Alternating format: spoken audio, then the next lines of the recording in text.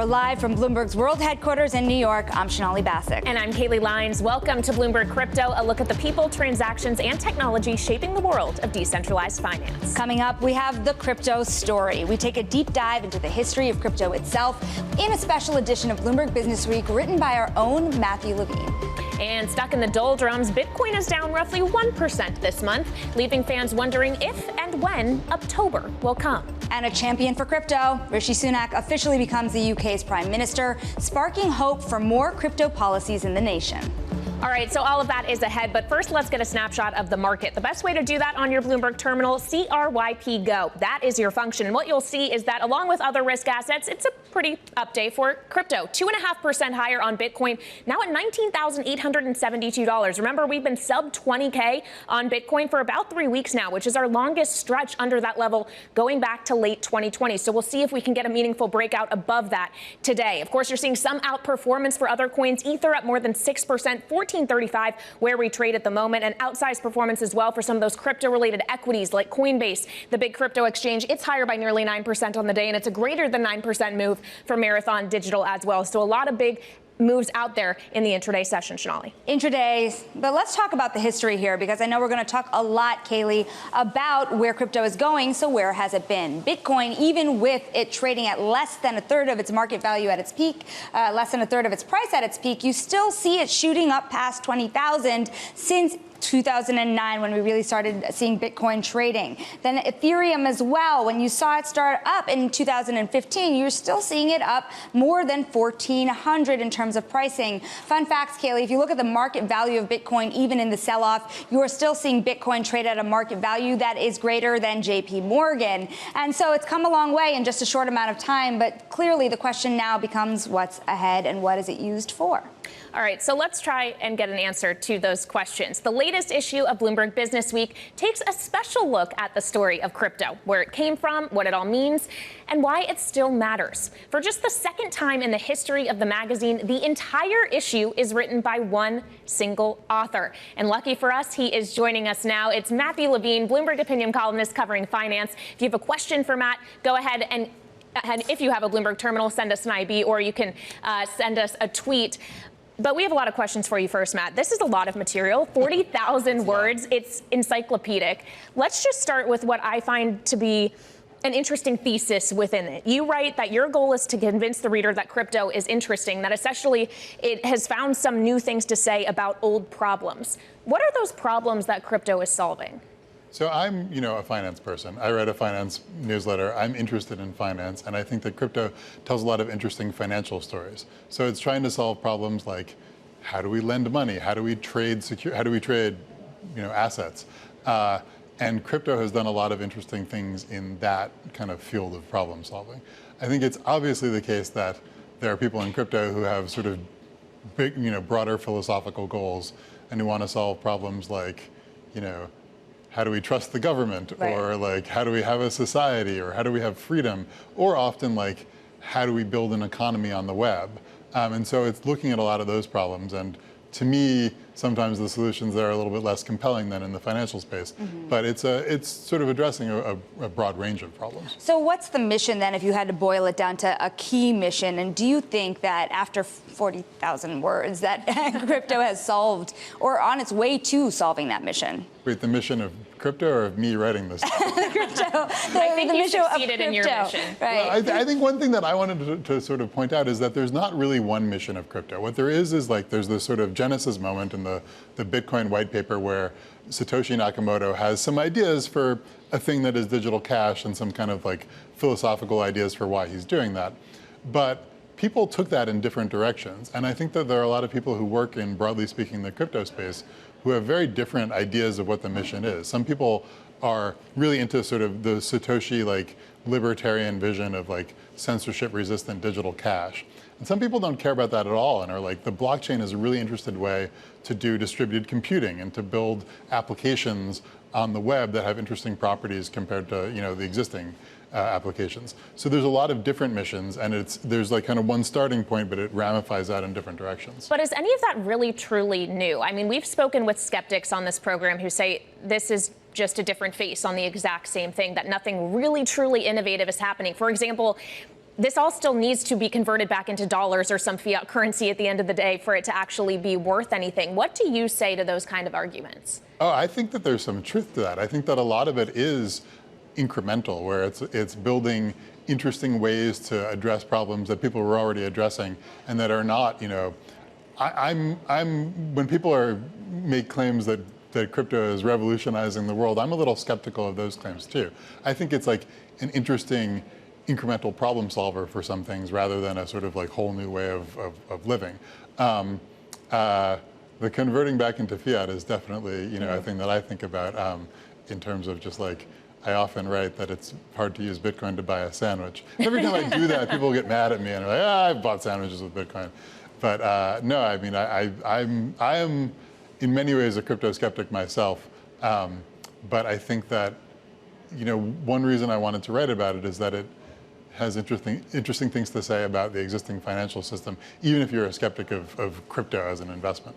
Is it better than the existing financial system? Are there ways in which it is better? It's better and worse. I think that when you talk to crypto, the first thing I'd say is that there are a lot of people in crypto who come from traditional finance, who are hedge fund people or high frequency traders, and something about crypto attracts them. And some of it is that you could get rich in a week, right? But some of it is that there is an intellectual interest to it, and it feels much more open. There's much more ability to build and to sort of innovate without getting permission from anyone. People talk about like, if I start a hedge fund, I need to spend 6 months setting up contracts with a bank. Whereas in crypto, I can just sort of like plug into the computer system and do it. So we're getting a question from the audience here, and the question being, why are crypto enthusiasts so mistrustful of the government, yet trusting of the pillars of the code stack? Oh, that's an interesting question. So, I mean, the answer to that question is that in theory, you can audit that, right? Like the government, to some extent, is not going to tell you, you're not going to get like a transcript of every top secret meeting that the government does. Whereas like in crypto, the code is open source. Now, you may not be able to read it. You may not read it yourself. You may not have time. You may not understand it. But in theory, someone could, and there's a little bit less trust baked into that. But the other thing I'll say is that people in crypto are incredibly trusting of like con artists too. It's not just trusting the code. There's a lot of centralization in crypto and a lot of like individuals who get a lot of trust that they don't deserve. And I think that's a fascinating aspect of it. Yeah, you write that. It says Satoshi invented a system in which I can send you Bitcoin and nobody else is involved. But what he actually invented was a system where lots of people were involved. So if that's true, how can the system be trustworthy? Well, so that's an interesting innovation of crypto where what he's doing is one sort of like decentralizing transactions where sort of everyone involved in Bitcoin has some role to play in confirming Bitcoin transactions. And then the other thing he's doing is adding economic incentives for everyone to act honestly, so that if you are, if you're a Bitcoin miner where you're confirming transactions, you have good incentives to want Bitcoin to be valuable. And one way to do that is to not blow up the system by confirming fake transactions.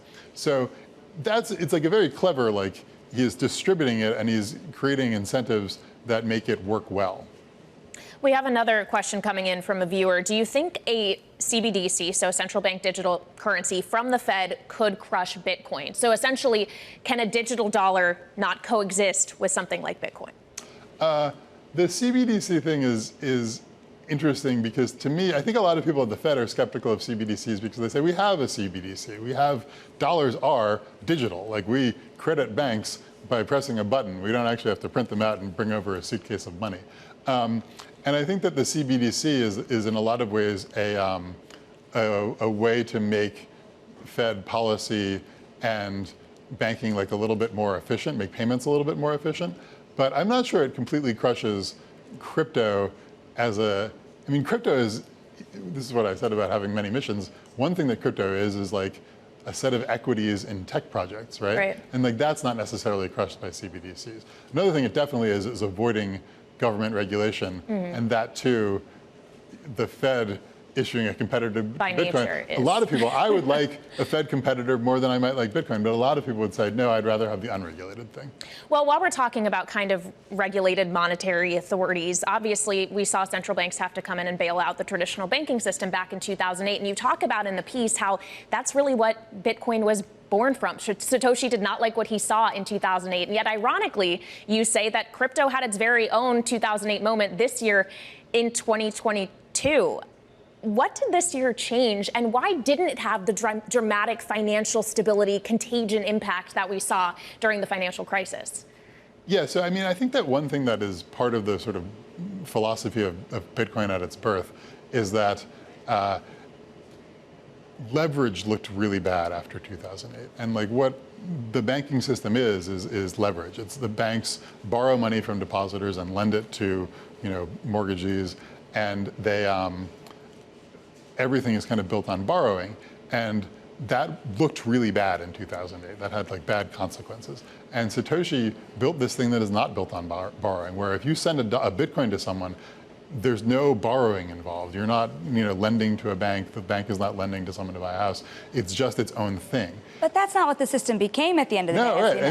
And so one thing that happens is like Bitcoin then goes up, and all these people from hedge funds come in, and they're like, look, this is great. I'm making a lot of money, but what I really want is leverage, right? And so people from traditional finance came into crypto and said, let's build margin lending. Let's build, lending products generally. And so then you have this very leveraged system that ended up looking a lot like the banking system in 2008, but much less regulated. So does that mean the deleveraging of 2022 in crypto was a good thing for the system because it kind of washed out some of the bad behavior? Or do you think that some of those behaviors can still exist in the system and therefore make it inefficient in some fashion? Well, I think it definitely washed out some of the really bad stuff. I mean, I think that, I joke a lot about crypto just relearning the lessons of traditional finance. And I think like one, kind of brute, simple lesson of 2008 is you shouldn't run a risky business with like 3% capital. And you look at some of the crypto lenders, which had, they weren't like holding mortgages, they were holding like Bitcoin, which is much more volatile. And they were running at 3% capital, sometimes less. And I think that I hope that people learned that particular lesson of not running a centralized business with a tiny sliver of capital. But I think it has washed out a lot of excesses, but certainly there's a lot of excesses still to be washed out. While we're talking about bad things, usually Ponzi scheme has a bad connotation. Is that essentially what all of this is? You reference a few Ponzi-esque behaviors in your piece. You talk about Olympus, for example, a DAO, which things didn't turn out so well for. I mean, do you think broadly, ultimately, at the end of the day, it's Ponzi? That's what it is. Well, I mean, I want to reclaim the term Ponzi a little bit. I mean, like one thing that Bitcoin is that a lot of people thought it was valuable, and so its value went up, right? Mm-hmm. It's just this purely socially created value. And that's not unrelated to a Ponzi scheme, right? There's no like cash flows, there's no underlying intrinsic value. It's just what people think it's worth.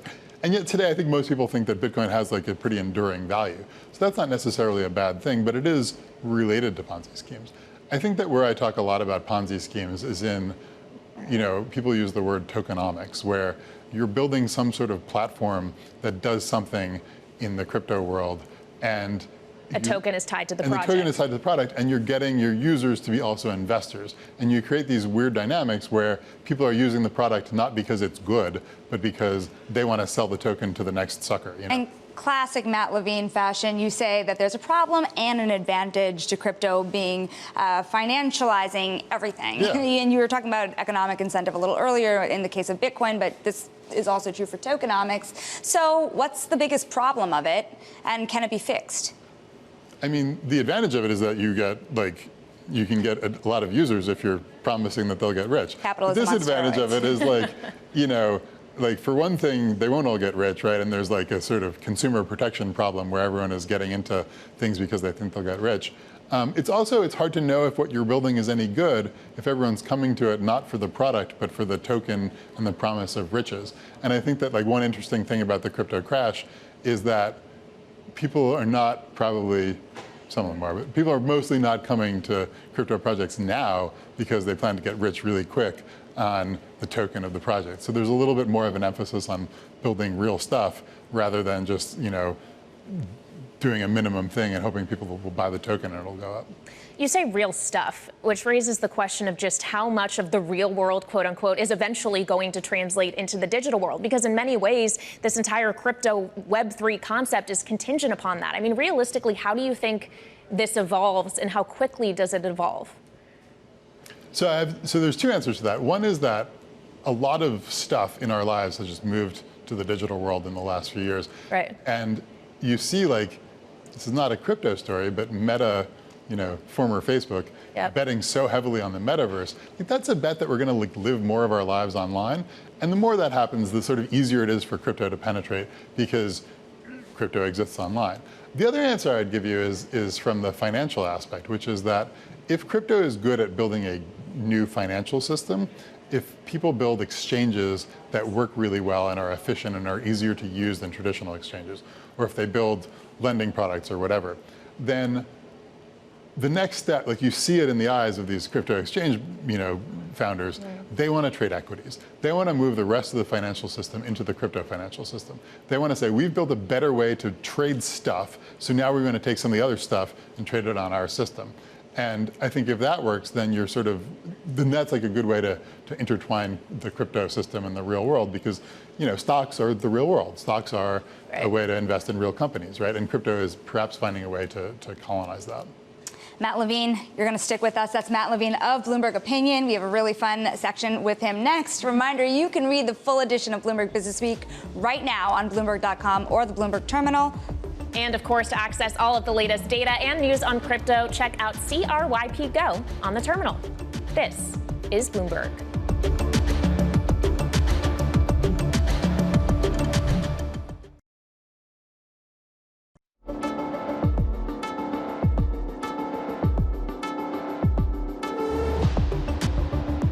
Back to Bloomberg Crypto. I'm Shonali Bassick with Kaylee Lines. Matt Miller is off today.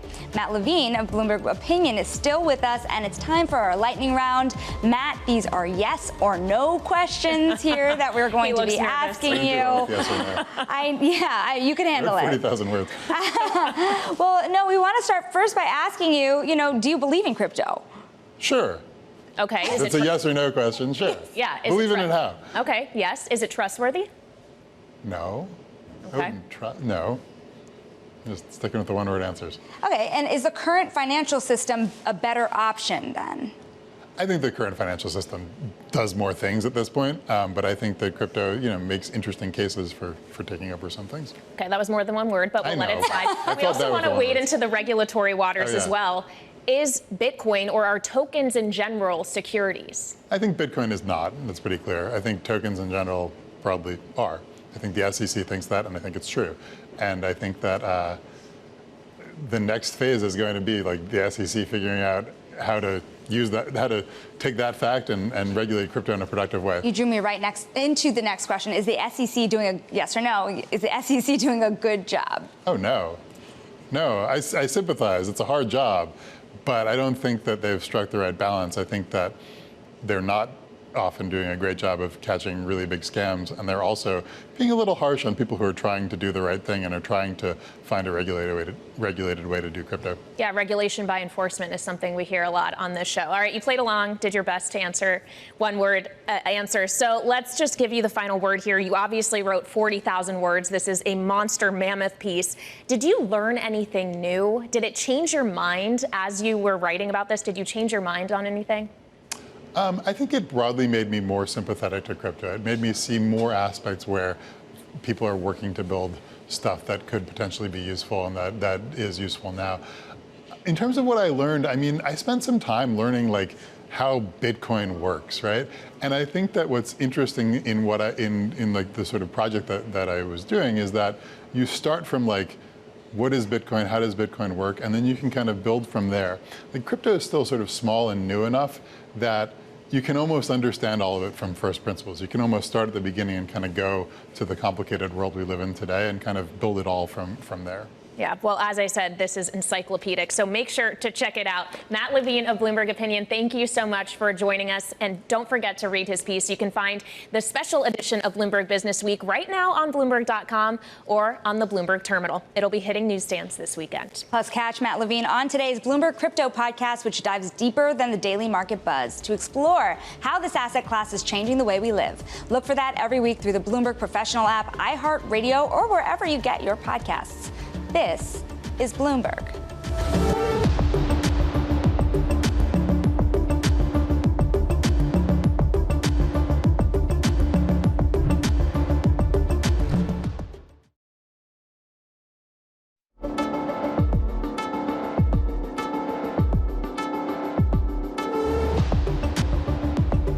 This is Bloomberg Crypto. I'm Kaylee Lyons with Sonali Basak. Matt Miller is off today. Now to some crypto stories that caught our attention this week. The UK's new Prime Minister, Rishi Sunak, provides a glimmer of hope for Britain's crypto prospects. He emerged as a champion for crypto while he was Chancellor, unveiling a plan aimed at reviving the UK's reputation as a leader in financial technology. That included a call for stablecoins to be regulated like non-banks, crypto infrastructure to be embraced, and a request that the UK's Royal Mint create its own non-fungible token, or NFT. And then there's Apple. It updated its App Store guidelines with new and clearer language explaining its policy towards cryptocurrency trading and non-fungible tokens. While the company has no issue with the apps that allow the trading of digital tokens and currencies, they'll have to go through Apple's in-app purchase systems and aren't allowed to direct customers to other purchasing mechanisms. And finally, a U.S. bankruptcy judge dealt a blow to Celsius Network's stockholders yesterday, ruling against their motion to form an official committee of equity holders. That's as they seek to stake a claim to the crypto lender's most valuable assets. The ruling means holders of Celsius's preferred equity will have to pay for their own lawyers and advisors during the bankruptcy. And of course, Celsius is just one of the many projects that we have seen implode in 2022, which we were just speaking with Matt Levine about, the parallels between the crypto crash of 2022 and the financial crisis of 2008. It's interesting that leverage was clearly a key issue for both frames of time. But I think here, also importantly, how these bankruptcy proceedings play out will have to do a lot with trust in the system and who gets their funds back in the end of the day if this were to happen again. And I think what's interesting, too, and Matt makes this point in his piece, is that you didn't see the broader contagion we saw in 2008 because at the end of the day, this is still relatively insulated. It just hasn't put its tentacles into enough of the financial system that it creates a broader risk. I guess the question is, do we see this evolve to the point where it does and there is financial stability risk? And to wrap it back around to the first point that you were making about Rishi Sunak over in the UK also, which country is going to get it first? Which country is going to build a system around this digital financial ecosystem? At some point, they all interconnect. So is it going to interconnect in a way that makes sense for how money is used? Yep, and we will continue to track that regulatory discussion right here on Bloomberg Crypto. So make sure to join us at the same time and same place next week, Tuesday at 1 p.m., and check out the crypto story in Bloomberg Businessweek. For Sonali and myself from New York, thanks for joining us. This is Bloomberg.